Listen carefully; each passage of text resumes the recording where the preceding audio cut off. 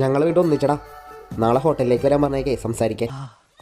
ഹോട്ടലിലേക്കാണെങ്കിൽ സൂക്ഷിച്ചോ, അവള് നിന്നെ കൊല്ലാനുള്ള പരിപാടിയാ. നീ പൊക്കോ, പക്ഷെ അവളെ നിന്നെ മേടിച്ച് തന്നാ കഴിക്കാനോ കുടിക്കാനോ നിക്കണ്ട, ഉറപ്പിച്ചോ വിഷമുണ്ടാവും. നീ ഇപ്പോഴും ദേഷ്യത്തിലാണോ? എനിക്ക് നിന്നോട് ദേഷ്യമൊന്നുമില്ല. ഹോ, സമാധാനായി. ഇനി നമുക്ക് ഇതിൽ കുടിക്കാം. ചേട്ടൻ ലൈം. ഒരു മിനിറ്റ്, ഇപ്പൊ വരാം. പക്ഷെ അവളെ മേടിച്ച് തന്നാ കഴിക്കാനോ കുടിക്കാനോ നിക്കണ്ട.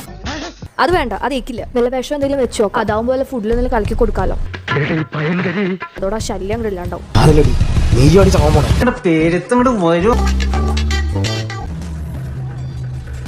ആർക്ക് വിഷം കൊടുത്തല്ലോ പ്ലാൻ? അത് വീട്ടിൽ മൊത്തം എലിശല്യം. അപ്പൊ അമ്മ പറഞ്ഞു വന്ന വഴി വിഷം വാങ്ങിച്ചിട്ട് വരാം. ചതിച്ചോ എന്റെ ദേവി. നീ ഇവിടുന്ന് പോയ സമയത്തേ ഇവനകത്തൊരു പൊടി കളിക്കായിരുന്നു. എന്തോ പ്രത്യേകതരം ഫ്ലേവറാ. അല്ലടാ, ഞാൻ കുടിച്ചിട്ട് കുടിച്ചാ മതി. ഇവൻ പൊട്ടനാണ്. ഞാനില്ല. അല്ലടാ.